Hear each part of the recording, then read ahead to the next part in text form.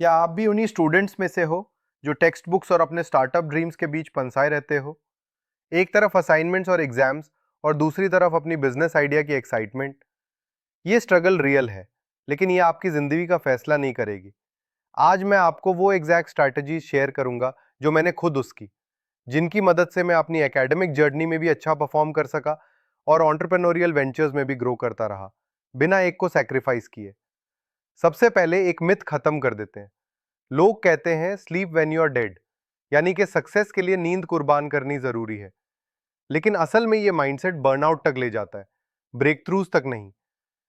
उसी तरह अगर आप एक ही वक्त पर हर चीज में एक्सेल करना चाहते हो, यानी टॉप ग्रेड्स भी लाना और फुल टाइम बिजनेस भी चलाना, तो आप दोनों जगह मीडियोक्रिटी का शिकार बनोगे। रियल सीक्रेट है स्ट्रगल नहीं, बल्कि स्ट्रेटेजिक इंटीग्रेशन। फिर सवाल उठता है, टाइम मैनेज कैसे करें? यहां एक ब्लूप्रिंट है। डीप वर्क का कॉन्सेप्ट यूज करो, यानी जब पढ़ाई करो तो डिस्ट्रैक्शन फ्री फुल फोकस से पढ़ाई, और जब बिजनेस टास्क करो तो उसी तरह फोकस से। एकेडमिक ब्रेक्स और ऑफ पीक आवर्स को एंटरप्रेन्योरियल स्प्रिंट्स के लिए यूज करो। पार्किंसंस लॉ याद रखो, वर्क उतना ही टाइम लेता है जितना आप उसे देते हो।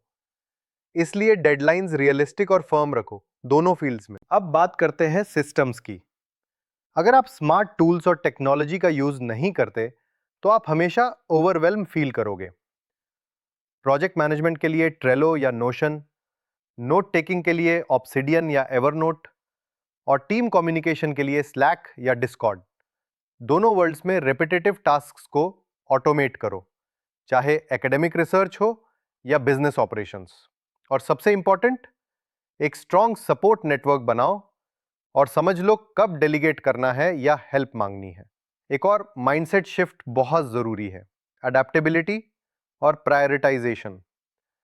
जिंदगी में ऐसी सिचुएशंस जरूर आएंगी जहां एकेडमिक प्रेशर बढ़ जाएगा या बिजनेस में कोई अपॉर्चुनिटी सामने आएगी।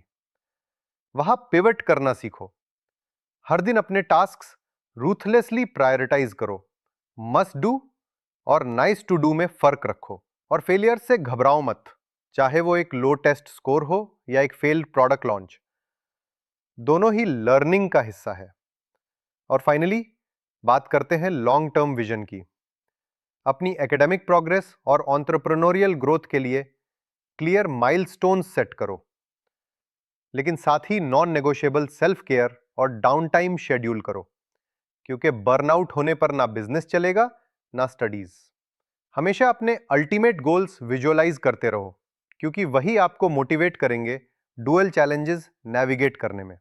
तो दोस्तों, अगर आप भी एक एंटरप्रेन्योरियल स्टूडेंट हो या बनना चाहते हो, तो याद रखो, ये टग ऑफ वॉर आपकी आइडेंटिटी नहीं, बल्कि एक स्किल है जिसे मास्टर किया जा सकता है।